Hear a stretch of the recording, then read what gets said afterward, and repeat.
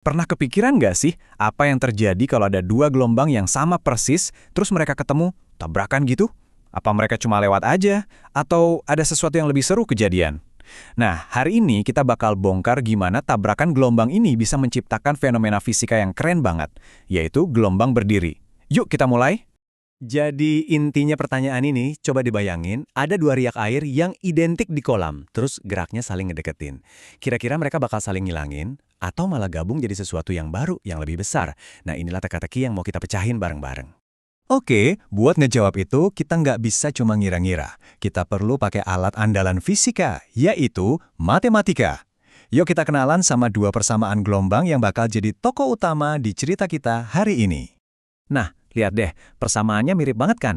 Coba perhatiin, satu-satunya yang beda itu cuma tanda plus dan minus di depan 2pt. Tanda minus di gelombang pertama itu ngasih tahu kita kalau dia gerak ke kanan. Sementara itu, tanda plus di gelombang kedua nunjukin dia gerak ke kiri. Wah, udah takdirnya mereka bakal ketemu nih. Sebelum kita gabungin mereka, kita harus kenalan dulu sama bahan-bahannya. Jadi kita bakal bedah salah satu persamaan ini buat nemuin komponen-komponen utamanya. Oke, fokus kita ke gelombang yang pertama ini dulu ya. Setiap angka dan simbol di sini tuh punya arti yang spesifik dan penting banget. Anggap aja kita lagi baca kode rahasia dari alam semesta. Siap? Yang pertama dan paling gampang kelihatan itu namanya amplitudo atau A. Di sini nilainya 5. Gampangnya, ini tuh tinggi maksimum gelombangnya. Makin gede amplitudonya, ya makin tinggi puncaknya dan makin dalam juga lembahnya. Selanjutnya, ada yang namanya bilangan gelombang, atau K. Di sini nilainya pi. Ini tuh kayak ukuran kerapatan gelombangnya. Makin besar nilai K, makin dempet-dempetan puncak gelombangnya, yang artinya panjang gelombangnya jadi makin pendek. Dan yang terakhir, dari 3 komponen kunci kita, ada frekuensi sudut, omega, yang nilainya 2pi. Komponen ini ngasih tahu kita seberapa cepat gelombang itu getar, naik turun di satu titik. Makin tinggi nilainya, ya makin ngebut getarannya. Oke, sekarang semua bahan udah kita kumpulin. Ada amplitudo, bilangan gelombang, sama frekuensi sudut. Nah, sekarang kita butuh resepnya buat nyampurin semua itu.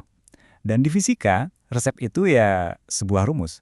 Dan ini dia, rumus saktinya.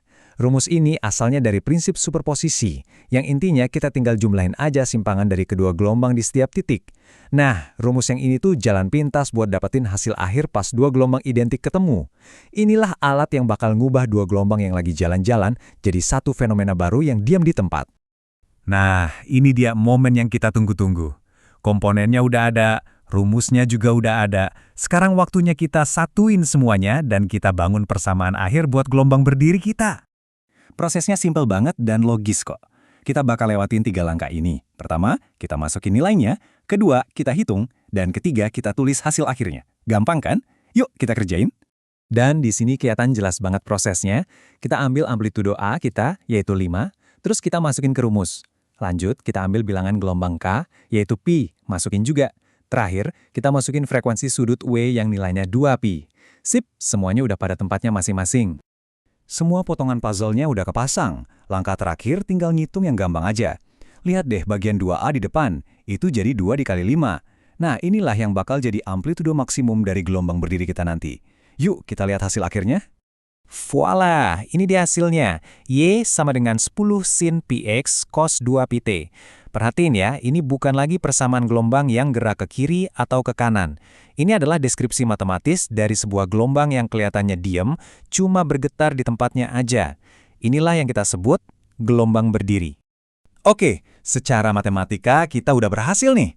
Tapi artinya apa sih persamaan ini kalau kita lihat? Nah, bagian sin px itu yang nentuin bentuk tetap dari gelombangnya. Di mana ada titik yang diem, kita sebutnya simpul, dan di mana ada titik yang getarannya paling heboh atau perut. Sementara itu, bagian cos 2pt-nya yang bikin seluruh bentuk tadi bergetar naik turun seiring waktu. Coba bayangin deh, ini kunci buat bener-bener ngerasain keindahan dari gelombang berdiri. Makasih banyak udah nyimak.